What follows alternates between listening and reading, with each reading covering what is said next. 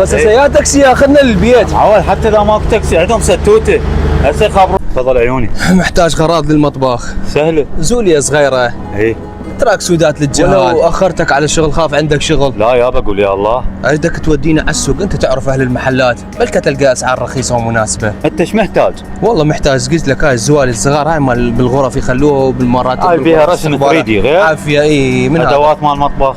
هو نواعم مال البيت بعد. الله يعينك تدلل وصلت.